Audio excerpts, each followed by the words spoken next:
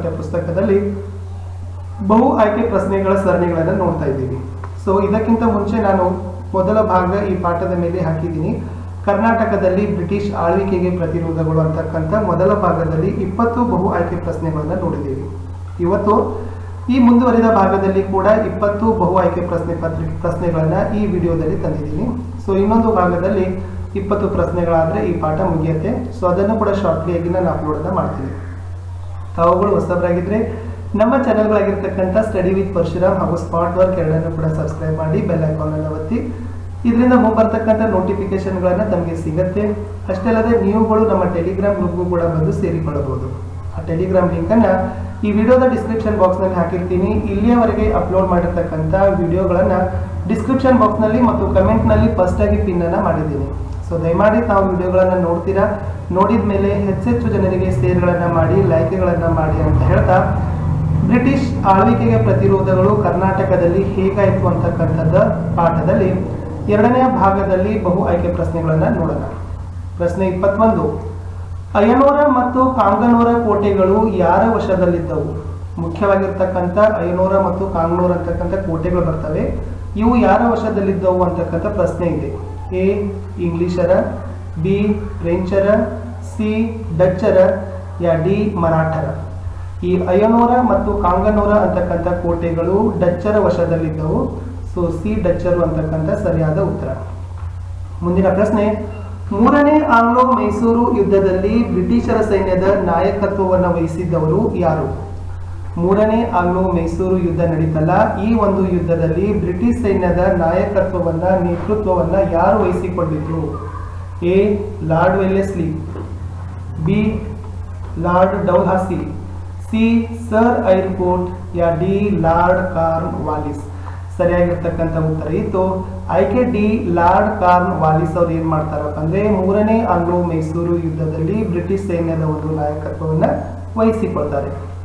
ಮುಂದಿನ ಪ್ರಶ್ನೆ, ಮೂರನೇ ಆಂಗ್ಲೋ ಮೈಸೂರು ಯುದ್ಧ ಈ ಒಪ್ಪಂದದ ಮೂಲಕ ಕೊನೆಯಾಯಿತು. A Madras, B Mangaluru, C Mumbai, ಯಾ ಡಿ ಶ್ರೀರಂಗಪಟ್ಟಣ? ಸರಿಯಾಗಿರ್ತಕ್ಕಂಥ ಉತ್ತರ ಇತ್ತು ಆಯ್ಕೆ ಡಿ ಶ್ರೀರಂಗಪಟ್ಟಣ ಒಪ್ಪಂದದ ಮೂಲಕ ಮೂರನೇ ಆಂಗ್ಲೋ ಮೈಸೂರು ಯುದ್ಧ ಕೊನೆಯಾಯಿತು. ಪ್ರಶ್ನೆ 24. ಮೂರನೇ ಆಂಗ್ಲೋ ಮೈಸೂರು ಯುದ್ಧದ ಶ್ರೀರಂಗಪಟ್ಟಣ ಒಪ್ಪಂದದ ಮುಖ್ಯ ಷರತ್ತುಗಳು ಯಾವುವು? ನೋಡಿ, ಮೂರನೇ ಆಂಗ್ಲೋ ಮೈಸೂರು ಯುದ್ಧ ಶ್ರೀರಂಗಪಟ್ಟಣ ಒಪ್ಪಂದದ ಮೂಲಕ ಕೊನೆಯಾಯಿತು. ಹಾಗಾದ್ರೆ ಈ ಶ್ರೀರಂಗಪಟ್ಟಣ ಒಪ್ಪಂದದ ಮುಖ್ಯ ಷರತ್ತುಗಳು ಏನು? ಎ ಟಿಪ್ಪು ತನ್ನ ಅರ್ಧ ರಾಜ್ಯವನ್ನ ಬಿಟ್ಟುಕೊಡುವುದು, ಬಿ 3 ಕೋಟಿ ರೂಪಾಯಿ ಯುದ್ಧ ನಷ್ಟವಾಗಿ ನೀಡುವುದು, ಸಿ ಯುದ್ಧ ನಷ್ಟ ನೀಡುವವರೆಗೆ ತನ್ನ 2 ಮಕ್ಕಳನ್ನು ಒತ್ತೆಯಾಗಿ ಇಡುವುದು, ಯಾ ಡಿ ಮೇಲಿನ ಎಲ್ಲವೂ? ಸೊ ಉತ್ತರ ಇತ್ತು ಡಿ ಮೇಲಿನ ಎಲ್ಲವೂ. ಅಂದ್ರೆ ಟಿಪ್ಪು ತನ್ನ ಅರ್ಧ ರಾಜ್ಯವನ್ನ ಬ್ರಿಟಿಷರಿಗೆ ಬಿಟ್ಟುಕೊಡ್ಬೇಕಾಯ್ತು. ಆಮೇಲೆ ಈ ಯುದ್ಧ ನಷ್ಟವಾಗಿ 3 ಕೋಟಿ ರೂಪಾಯಿನ ಕೊಡಬೇಕಾಯ್ತು. ಈ 3 ಕೋಟಿ ರೂಪಾಯಿ ಕೊಡುವವರೆಗೆ ಗ್ಯಾರಂಟಿಯಾಗಿ ತನ್ನ 2 ಮಕ್ಕಳನ್ನ ಒತ್ತೆಯಾಳುಗಳಾಗಿ ಟಿಪ್ಪು ಸುಲ್ತಾನ ಇಡಬೇಕಾಯಿತು. ಇವೇ ಶ್ರೀರಂಗಪಟ್ಟಣ ಒಪ್ಪಂದದ ಷರತ್ತುಗಳು. ಸೊ ಡಿ ಮೇಲಿನ ಎಲ್ಲವೂ ಅಂತಕ್ಕಂಥದ್ದು ಸರಿಯಾದ ಆಯ್ಕೆ ಆಗಿತ್ತು. ಪ್ರಶ್ನೆ 25. 1798ರಲ್ಲಿ ಭಾರತದ ಗವರ್ನರ್ ಜನರಲ್ ಆಗಿ ನೇಮಕಗೊಂಡವರು ಯಾರು? 1798ರಲ್ಲಿ ಭಾರತಕ್ಕೆ ಗವರ್ನರ್ ಜನರಲ್ ಅಂತ ಯಾರು ನೇಮಕ ಆಗ್ತಾರೆ? A Lord Dalhousie, B Dupleix, C Lord Wellesley, ಯಾ ಡಿ ಲಾರ್ಡ್ ರಿಪ್ಪನ್? ಸರಿಯಾದ ಆಯ್ಕೆ ಇತ್ತು ಆಯ್ಕೆ ಸಿ ಲಾರ್ಡ್ ವೆಲ್ಲೆಸ್ಲಿ ಅವರು ಏನ್ ಮಾಡ್ತಾರಪ್ಪ ಅಂದ್ರೆ 1798ರಲ್ಲಿ ಭಾರತದ ಗವರ್ನರ್ ಜನರಲ್ ಆಗಿ ನೇಮಕವನ್ನ ಪಡ್ತಾರೆ. ಪ್ರಶ್ನೆ 26. ಈ ಗವರ್ನರ್ ಜನರಲ್ ಅವಧಿಯಲ್ಲಿ ಟಿಪ್ಪುವಿನ ವಿರೋಧಿ ಚಟುವಟಿಕೆಗಳು ಬಿರುಸುಗೊಂಡವು. ಇವರು ಒಂದು ಗವರ್ನರ್ ಜನರಲ್ ಅವಧಿಯನ್ನ ನಡೆಸ್ತಿರ್ತಾರೆ. ಇವರ ಒಂದು ಅವಧಿಯಲ್ಲಿ ಟಿಪ್ಪು ಬಹಳಷ್ಟು ಏನ್ ಮಾಡ್ತಾನಪ್ಪ ಅಂದ್ರೆ ವಿರೋಧಿ ಚಟುವಟಿಕೆಗಳನ್ನ ಚುರುಕು ಮಾಡ್ತಾನೆ. ಹಾಗಾದ್ರೆ ಯಾರು ಆ governor general? A Lord Dalhousie, B Dupleix, C Lord Wellesley, ಯಾ ಡಿ ಲಾರ್ಡ್ ರಿಪ್ಪನ್? ಸರಿಯಾಗಿರ್ತಕ್ಕಂಥ ಉತ್ತರ ಇತ್ತು ಆಯ್ಕೆ ಸಿ ಲಾರ್ಡ್ ವೆಲ್ಲೆಸ್ಲಿ ಸಮಯದಲ್ಲಿ ಟಿಪ್ಪು ಏನ್ ಮಾಡ್ತಾನಪ್ಪ ಅಂದ್ರೆ ಬಹಳಷ್ಟು ವಿರೋಧಿ ಚಟುವಟಿಕೆಗಳನ್ನ ಚುರುಕು ಮಾಡ್ತಾನೆ. ಪ್ರಶ್ನೆ 27. 4ನೇ ಆಂಗ್ಲೋ ಮೈಸೂರು ಯುದ್ಧ ಆರಂಭದ ವರ್ಷ ಯಾವುದು? ಹಾಗಾದ್ರೆ ಯಾವ ವರ್ಷದಲ್ಲಿ 4ನೇ ಆಂಗ್ಲೋ ಮೈಸೂರು ಯುದ್ಧ ಆರಂಭ ಆಯಿತು? ಎ 1799, ಬಿ 1798, ಸಿ 1797, ಡಿ 1796 ಸರಿಯಾಗಿರ್ತಕ್ಕಂಥ ಉತ್ತರ ಇತ್ತು. ಆಯ್ಕೆ ಎ 1799, ನಾಲ್ಕನೇ ಆಂಗ್ಲೋ ಮೈಸೂರು ಯುದ್ಧ ಆರಂಭ ಆಯಿತು. ಪ್ರಶ್ನೆ 28, ಸಶಸ್ತ್ರ ಬಂಡಾಯದಲ್ಲಿ ಪ್ರಮುಖ ನಾಯಕತ್ವವನ್ನ ವಹಿಸಿದ್ದವರು ಯಾರು? ಸಶಸ್ತ್ರ ಬಂಡಾಯ ಬ್ರಿಟಿಷರ ವಿರುದ್ಧ ನಡೆಯುತ್ತೆ. ಇದರಲ್ಲಿ ಪ್ರಮುಖವಾಗಿ ನಾಯಕತ್ವದ ಪಾತ್ರವನ್ನ ಯಾರು ವಹಿಸಿಕೊಂಡಿದ್ದರು?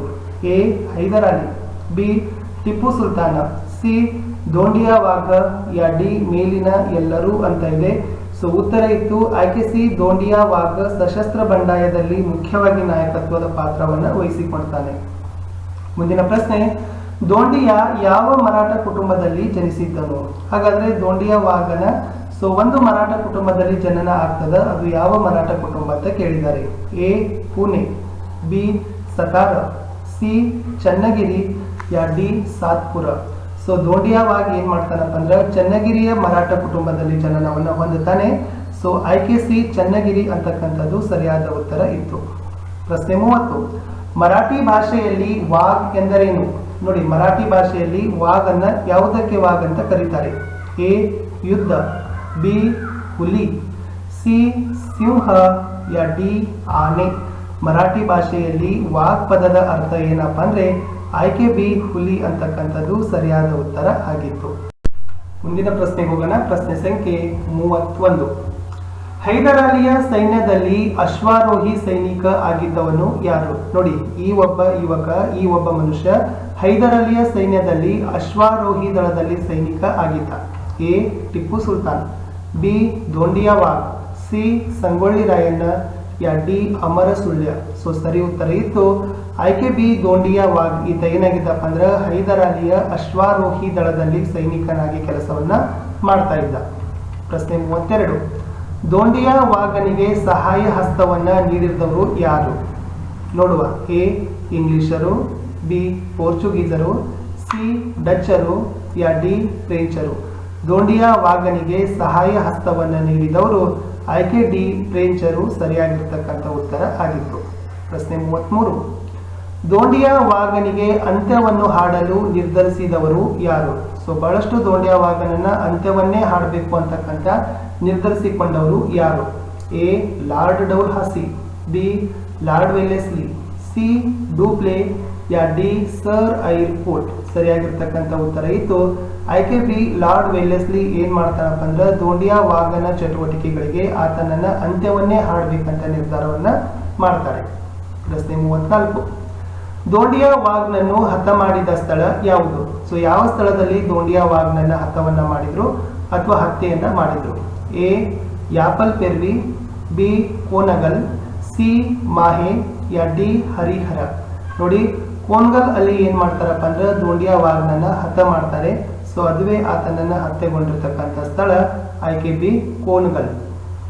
ಪ್ರಶ್ನೆ 35, ಇವರ ಮರಣಾನಂತರ ಚೆನ್ನಮ್ಮ ಕಿತ್ತೂರಿನ ಆಡಳಿತ ವ್ಯವಹಾರದಲ್ಲಿ ಆಸಕ್ತಿಯನ್ನ ವಹಿಸಿಕೊಂಡಳು. ನೋಡಿ, ಈ ರಾಜನ ಇವರ ಮರಣ ನಂತರ ಏನಾಗತ್ತಪ್ಪ ಅಂದ್ರೆ ಕಿತ್ತೂರು ಚೆನ್ನಮ್ಮ ಈ ಕಿತ್ತೂರು ಸಂಸ್ಥಾನದ ಆಡಳಿತದ ವ್ಯವಹಾರದಲ್ಲಿ ಕೆಲಸವನ್ನ ಮಾಡಲಿಕ್ಕೆ ಆಸಕ್ತಿಯನ್ನ ಬೆಳೆಸ್ಕೊಳ್ತಾಳೆ. A Mallasarja, B Shivalinga Rudra, C Sangolli Rayanna, D Shivalingappa.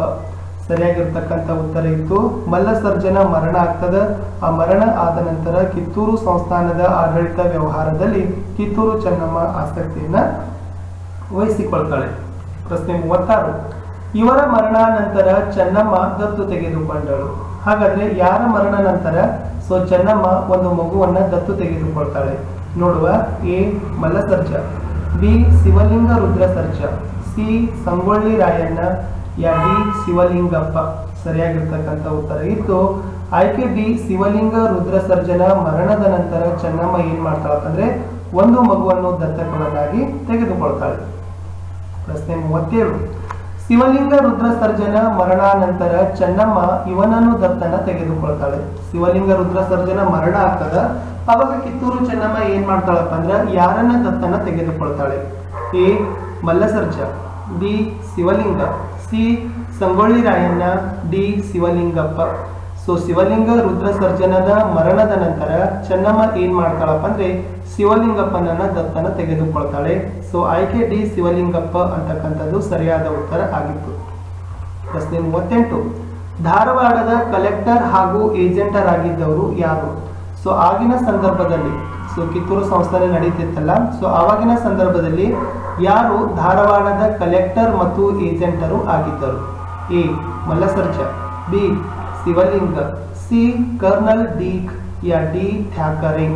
So ಆಗಿನ ಸಂದರ್ಭದಲ್ಲಿ ಕಿತ್ತೂರು ಸಂಸ್ಥಾನದಲ್ಲಿ ಏನಿತ್ತಲ್ಲ ಕಿತ್ತೂರು ಚೆನ್ನಮ್ಮನ ಆಡಳಿತದ ಅವಧಿಯಲ್ಲಿ ಸೊ ಥ್ಯಾಕರೆ ಏನಾಗಿದ್ದಪ್ಪ ಅಂದ್ರೆ ಧಾರವಾಡದ ಕಲೆಕ್ಟರ್ ಆಗಿದ್ದ, ಜೊತೆಗೆ ಏಜೆಂಟ್ ಅನ್ನು ಕೂಡ ಆಗಿದ್ದ.